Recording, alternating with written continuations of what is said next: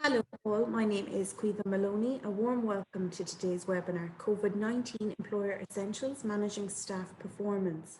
We are delighted to host today's webinar in conjunction with Peninsula Group, and we hope today's session will provide you with helpful tips and guidelines in preparing for staff appraisals and end-of-year reviews.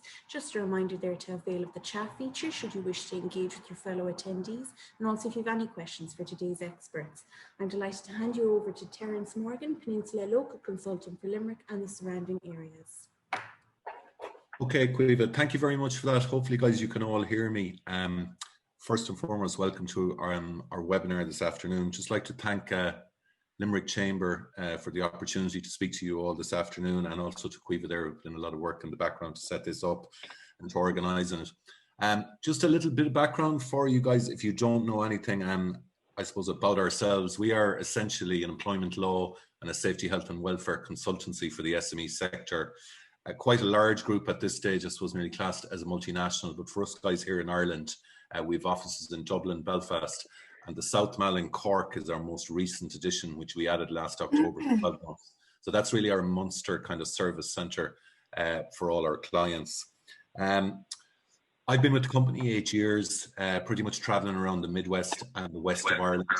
It's been quite a challenging year for business owners. I think no one will disagree with that.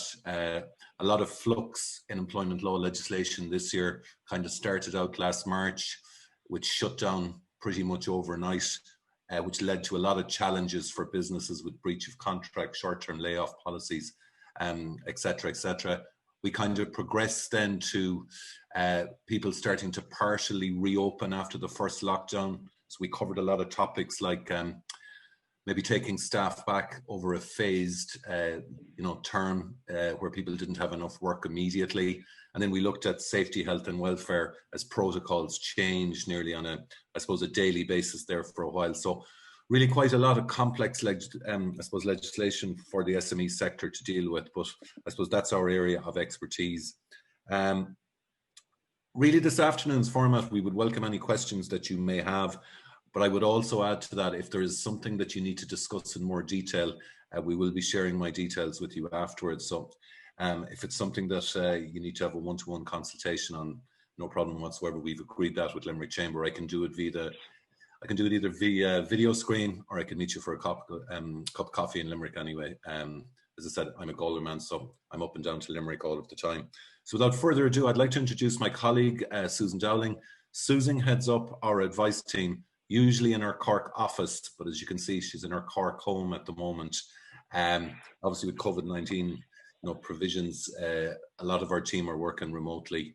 So Susan would manage one of the teams, but she would also advise a lot of our clients on a day-to-day basis. So a lot of cold-face experience there from the SME sector with varied questions that can come in from day to day. So without further ado, I'll hand you over to my colleague, Susan. Thanks, Terence. Again, I'm hoping that everyone can hear me. I think this is going to be the theme of all webinars for the next 6 months, probably. And thank you very much to the Limerick Chamber for giving us the opportunity to speak here today. So I suppose just to touch on what the topics that we're going to discuss today are. So performance management, approaching staff targets, conducting staff appraisals, communicating your expectations in a healthy manner, and keeping your team united during a pandemic. And I think this is a fantastic webinar that we're moving forward for today, because it's very much looking at the hybrid of how we are going to move forward, as opposed to, as Terence mentioned, what we were doing when we were in the eye of the storm in the middle of all of this. So the benefits of good communication in the workplace. It is an essential part of business and people managers' roles. So there's a number of points there for why it's important. It's important for developing trust, employee engagement, the organisational culture, the outlook towards change, lowers friction in the workplace. It can increase productivity if the changes, are to streamline processes. It can encourage retention in staff, because as we know, training is a very high cost to all businesses. It encourages employee well-being, and I suppose most importantly, as managers, as people managers, it can reduce stress in the workplace, because people know what the expectation is and are playing on a level playing field. So I suppose just some kind of facts before we get into the nitty gritty. Did you know that managers can sometimes lack the skills, confidence, or time needed to communicate well with their teams? If we're to take this as an example, we've all been flooded with emails because there isn't that ability for the pop over to someone's desk and have a quick chat as such. So it's about deciding what is the correct level of communication and what needs to be pushed to who. 2 out of 3 managers are uncomfortable communicating with their employees. I suppose just to use an example that we would have in the advice line, there can be a fear sometimes about how much information you should divulge. I know myself, when I was in industry, there was very little that I knew that my team didn't know outside of crucial financial figures that would have been quite sensitive information, and of course information about other employees. But other than that, giving people knowledge is power, and it can boost people that they're being trusted with this information. 91% of employees think their managers are bad communicators. This could be perception, or it could be because they don't understand the why of what they're being asked to do. We all know if someone comes to us and says, Susan, can you do this? Because this is why, this is what I want to achieve. How do you feel about that? Let me know if you have any feedback. I feel like I'm being involved in that decision or that change or that process. Whereas if someone comes to me and says, Susan, I want this done, then, the first thing, human nature, why do I have to do this? Why am I changing? Was it something I did incorrectly? How is this going to benefit me as an employee? I'm always being asked to do more work. Communication during a pandemic, it's definitely a time of uncertainty. There's confusion and tension already running high. I suppose we're very lucky now that we've been able to, the restrictions have loosened a certain amount coming into the Christmas period, and certainly people's minds are preoccupied, but we need to be thinking longer term here, January, February, and the months beyond. So regular and timely communication with your team. So be it, weekly Zoom meetings, for example. We're having our webinar here today. Is there a need for an email? It could be something as swift as a quick phone call or text message, depending on what the information you are conveying is.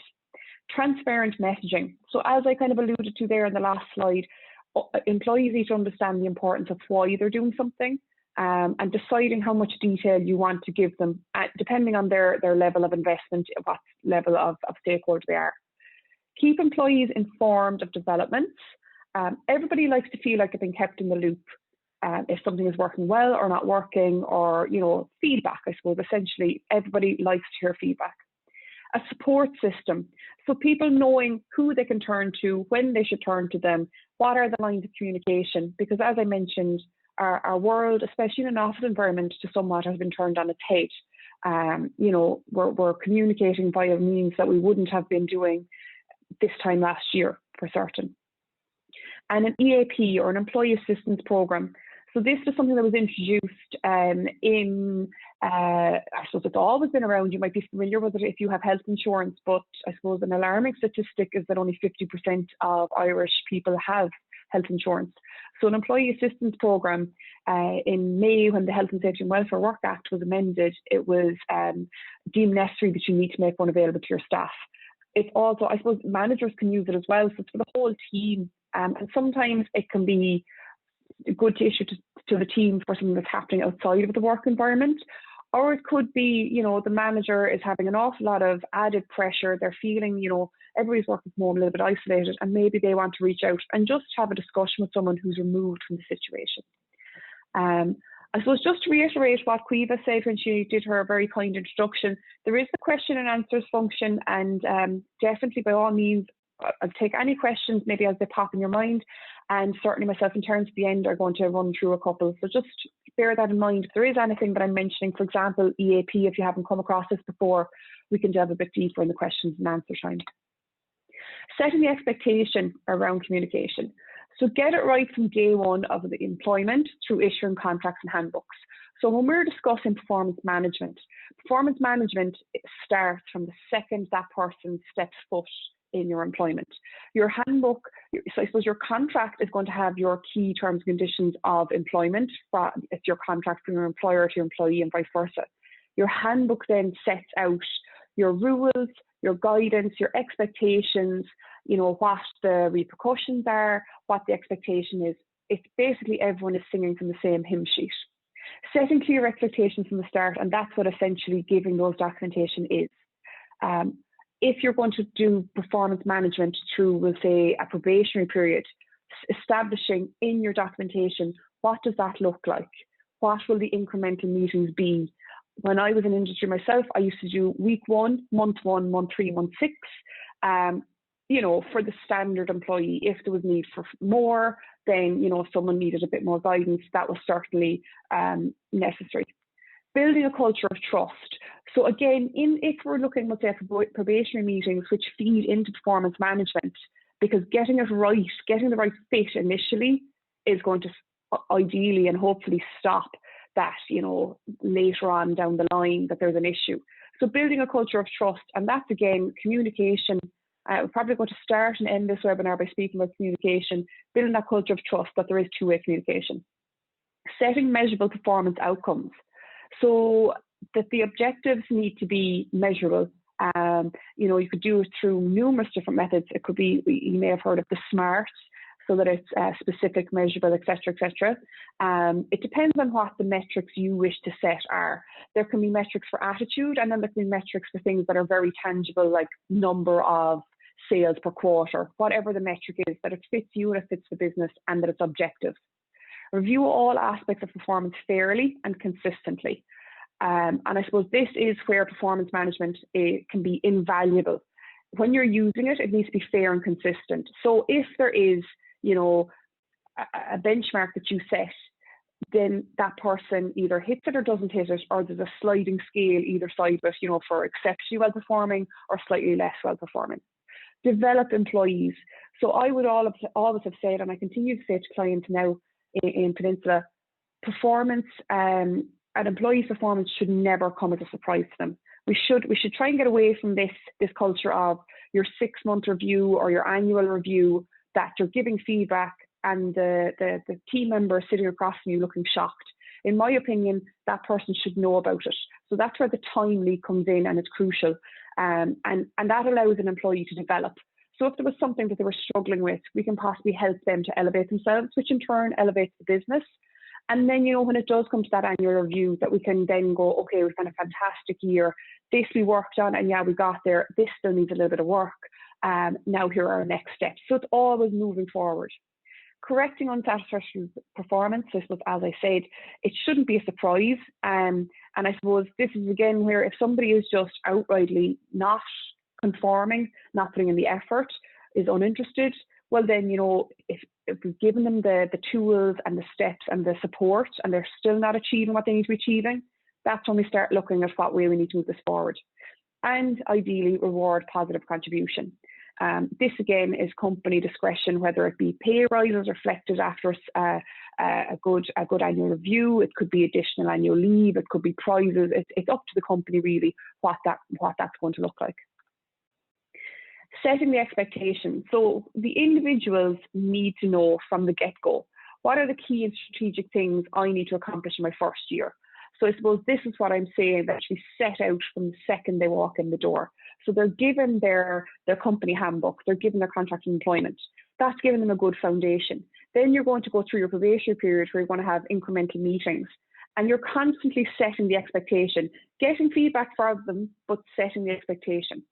What authority do I have? How far can I go? You know, is that, I suppose, what levels of communication or hierarchy, for want of a better phrase, you know, do they go to their line manager? Do they go to the managing director, the CEO? Who are there? Do they have peer-to-peer? You know, is a peer going to train them, but then ultimately they're reporting to a manager? So, you know, setting out that kind of criteria from the get-go, that everyone knows where they stand. Do I have the skills to hit these targets? And that's something that the employee must ask themselves. What support can I expect from a manager and supervisor? Again, as I mentioned, you could have peer-to-peer learning, which is quite common in the workplace, and then incremental check-ins with a manager or supervisor, and that discussion around what will be provided, what training, what extra support. What kind of ongoing feedback can I expect?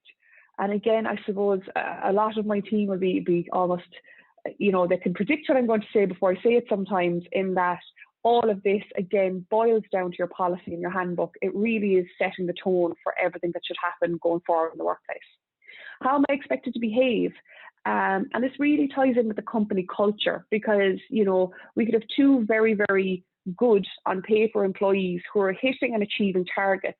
But what is the correct behaviour, the correct attitude that we want? You know, in a customer service facing role, you want someone who's pleasant, who's cordial, and will get on, and, you know, maybe a little bit outgoing, assertive. But then maybe for someone who sits and analyses data, they don't need to have that bubbly personality, or, you know, per se. I suppose that's just a very, you know, polar opposite example. But how do you expect the people to behave? What plans does the organisation have for me? And again, this is something that in a smaller business, it may be, you know, a case of we'll give you extra responsibility. In a business with more layers, it might be looking at, you know, here is your structure for how you can progress in this company, and succession planning. And this is also fantastic for organisations. I would be a big advocate for succession planning. So what if in the morning, and I'll use my colleague Terence as an example, what if Terence was to leave? Who's next kind of coming up through the ranks that I could see slotting in there? What do I need to work on to get them to the same level as Terence? You know, having that kind of in the back of your mind, that you always have a plan, because as we've seen this year, we can never predict what's going to happen. What is performance management? So very simply, performance management is the activity and set of processes that aim to maintain and improve employee performance in line with an organisation's objectives.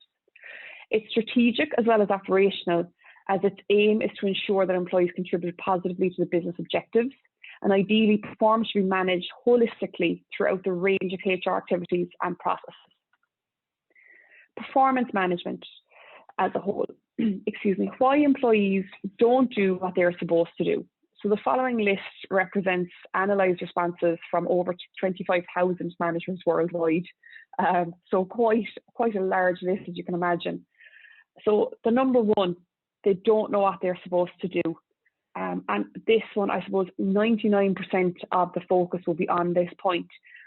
You may or may not, depending on what level you are in organisations, remember your very first day walking in, not even your first day, your first week, your first month possibly, where you're very unsure. You don't know the lay of the land. You don't know, you know how to use PowerPoint, for example, but you don't know how this company wants to use it. Do they have a structure? Do they have the way it wants to be presented? So, you know, empowering those employees and trying to push them forward, that they're learning, that shouldn't be the response we're getting 3, 6, 9, 12 months down the line.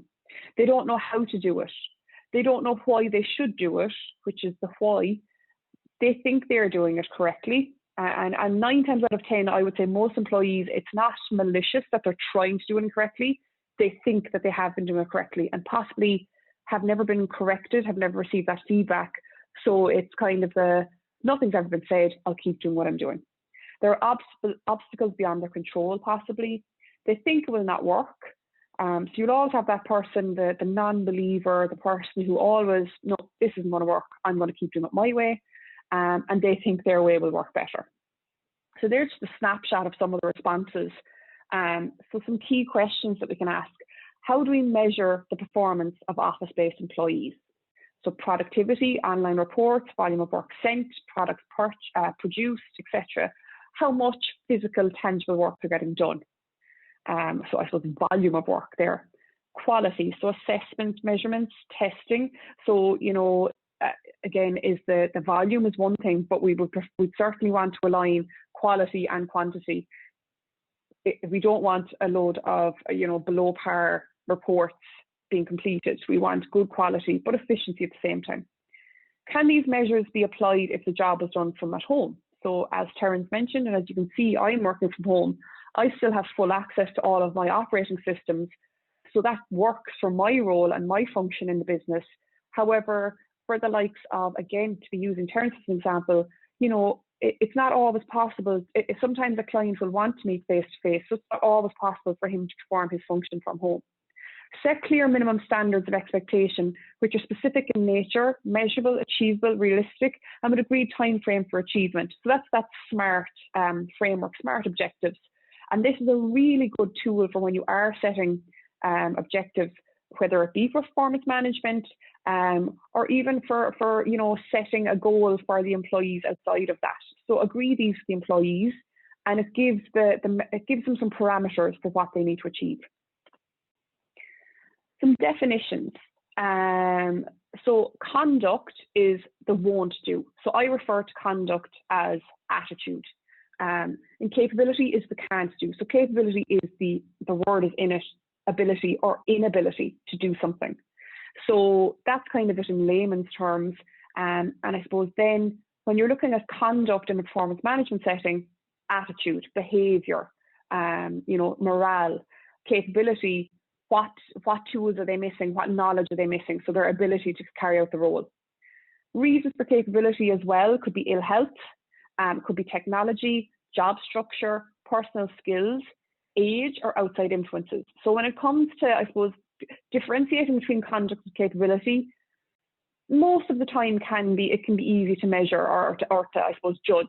But then drilling down and finding out why is someone not capable, or we'll say, for example, it could be outside influences, the voice in the ear, and personal skills that they feel like they're not prepared. So then the attitude or the conduct suffers. Managing performance. When things don't work out, discuss with the employee, preferably face-to-face, or in these times, possibly a video conference. What is the current situation? Is there anything preventing the meeting of those achievements? Can the company do anything to support the achievement of targets? Do the targets need to be adjusted on reflection? Is the employee capable of working from home and achieving the targets? Or, is there need for them to be brought back in? I would say that I think it's going to be a challenge for managers as well as employees, because we're now managing a team of employees who are remotely located. For example, some of the members of my team are in different counties, different provinces, so it can be a challenge, whereas before we would walk to one another and have the water cooler chat, I suppose. The other thing there is, I suppose, a question that I would have asked when I would have been carrying out assessments myself.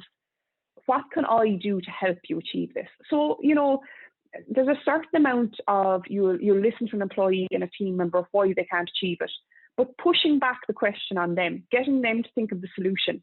So coming to you with a problem, okay, we can deal with that. But there's no learning in an employee telling you what the issue is and you telling them the solution. So it's trying to get them to think about it. What do you need from me to achieve this target? How can I help you to achieve this target?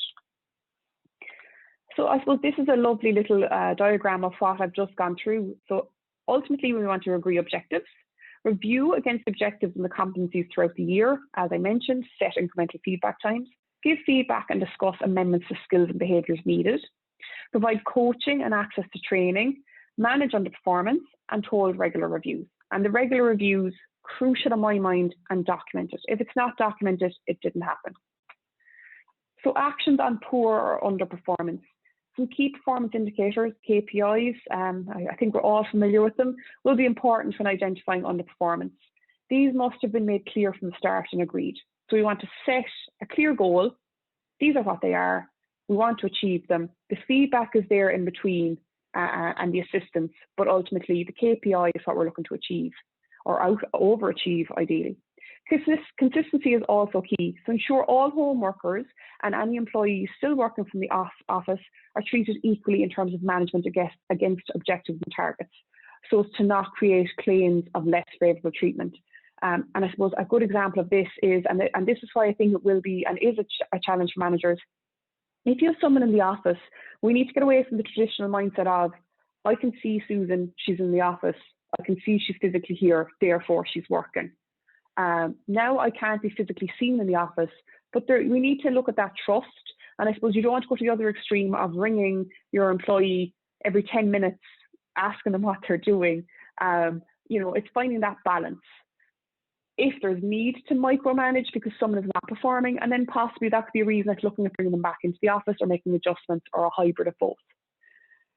Manage the employees through the usual performance management processes. So, for example, performance improvement plans, a letter of concern, formal disciplinary action if it gets to that stage, forewarning or further action up to dismissal if expected improvement is not reached. So I suppose that's down the line. We're starting here with always, I suppose, a positive intention. There's a positive expectation from the employee, and that the employer is going to build on that.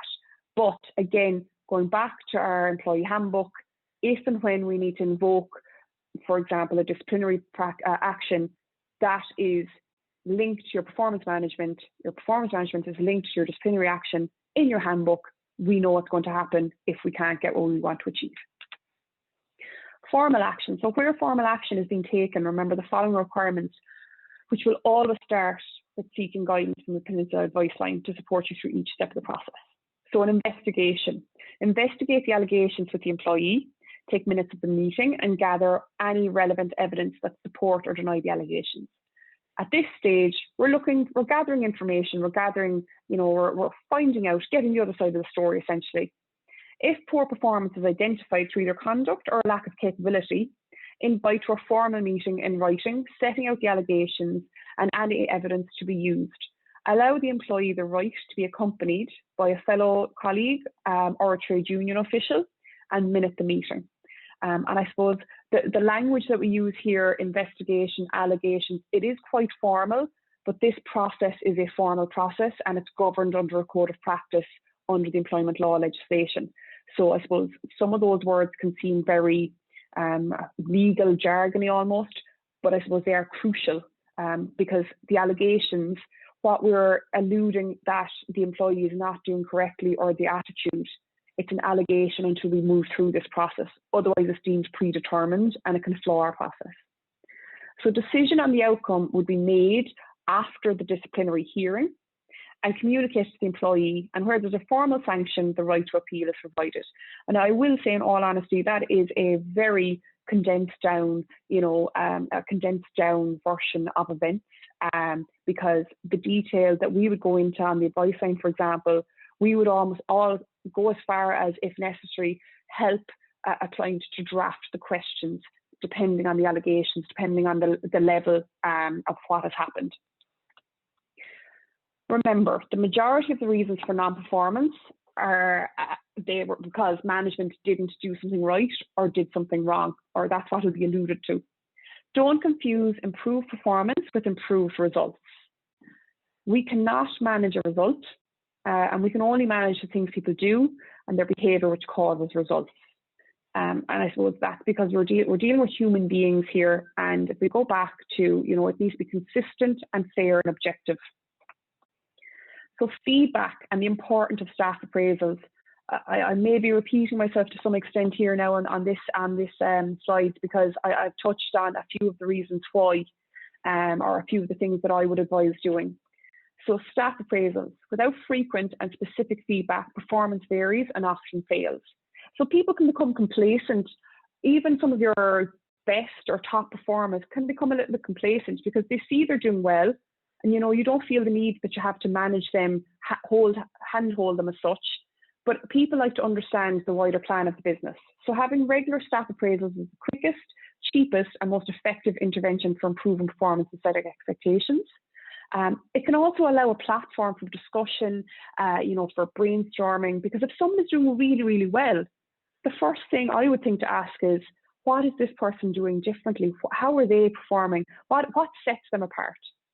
Employees will, for example, know how many errors they're making and go on to assume everyone else is performing at the same level. The old finger pointing, we want to try and get away from that. It's focused on this person. And employees will often know that they're doing things they shouldn't because they don't think it's a problem. So send an invite to the appraisal. This should be formally done, given a week's notice. Be prepared, create a list of objectives and notes. Are there any general notes, any issues you want to highlight or specifics you want addressed? The environment. So appraisals are usually best taking place in an informal environment, friendly, frank discussion that can take place, private as well, I would say. And structure. Work to a clear structure, plan the whole meeting, prepare what you're going to say, when you're going to say it, and allow time for the staff member to express their views.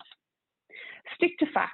Always refer to actual events, behaviours, results, dates, times, etc. Do not discuss what you have heard from other people or comment on personality, and try and steer the conversation back from that. Analysis of performance. Try to analyse jointly and objectively why things went well or why they didn't go so well and what we can do to improve them. and agree a plan of action. So the plan of action should be measurable objectives and a clear plan. The aim is to end this review meeting, as I mentioned, on a positive note. The employee goes away from the appraisal meeting motivated and wanting, to progress. And dignity and respect at work, I suppose this is what feeds into it. So how should we communicate important work-related messages to our team? How to maintain a positive team? And what can be seen as an appropriate way of communication? What are the positive forms of communication? So thinking about some of those. During this difficult time, employers are found it difficult to motivate and engage teams. However, here's some examples: a daily buzz meeting, regular meetings with managers, and then that feeds down. Avoid sending negative messages via email. Share a good news memo once a month.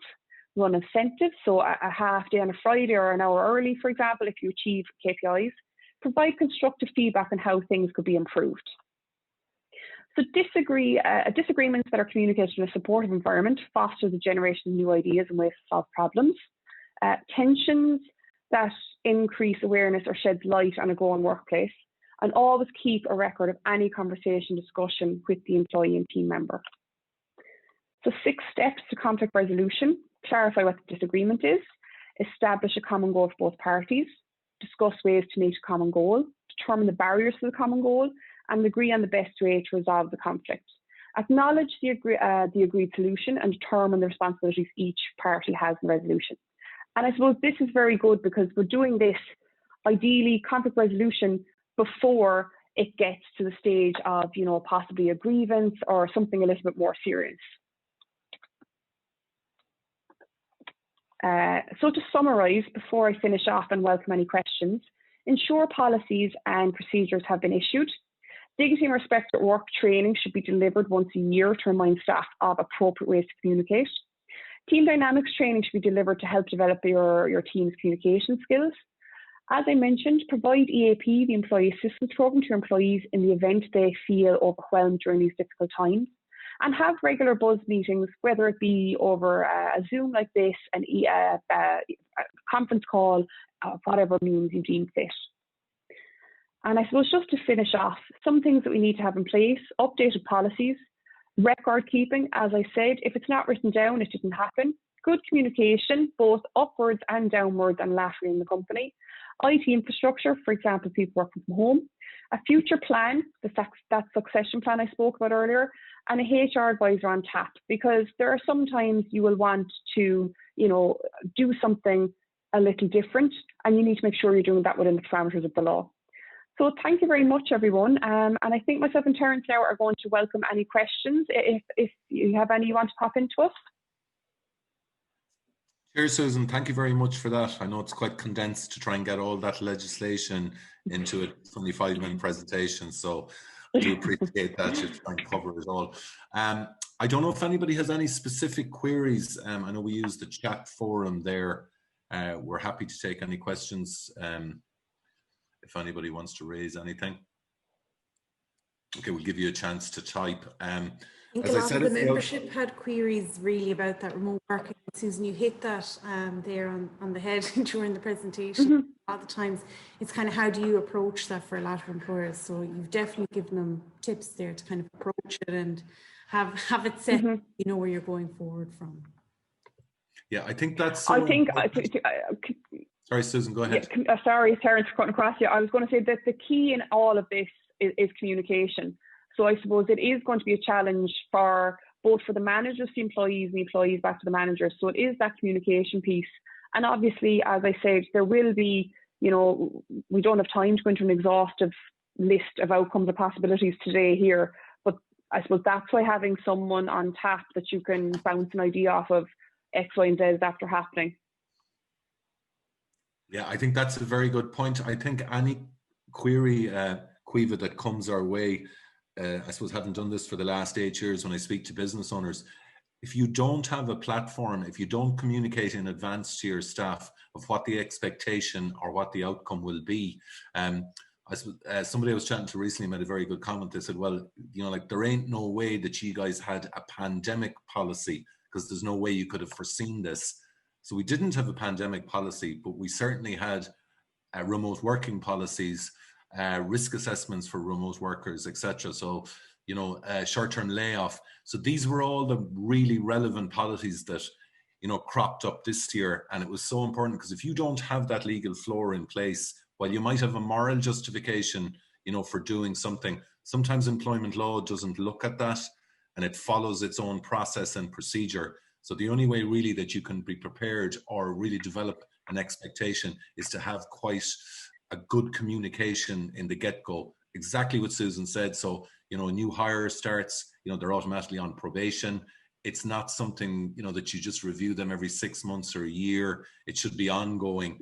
And that way you'll build a much better culture within the business rather than surprising people. But really, while the query was very relevant on remote working, it could be any HR query. We're always going to come back and say, well, you know, like, do you have a policy on it? Or, you know, how well written is it? Is it something that you downloaded from the internet? I would, you know, often say to people, if you expect that to maybe work for you, it's not ideal because it needs to fit the business. It needs to be bespoke.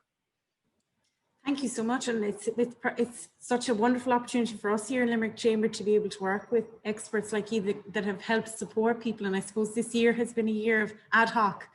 So like that, many of us didn't anticipate the pandemic and having those policies in place. And I suppose now is the chance to kind of really perfect and hone them. So thank you so much for today. We really appreciate it. And it was such a comprehensive presentation. I'm sure it was of huge help for everyone. So I think we just lost Terence there, but what we will do is we will share the details for Terence and yourself there, Susan. So if anyone does have any queries, you can of course contact Peninsula for this, and we'll also be sharing a recording of the session as well that will feature to all those registered in the coming days. So thank you again so much, Susan. That was absolutely wonderful. And of course to Terence, even though we've lost him, that was fantastic. Thank you. Thanks so much, Caoimhe, and thanks for everyone for taking the time today to join us. Thank you, and have a lovely Christmas, everyone. You too. Happy Christmas. Happy Christmas.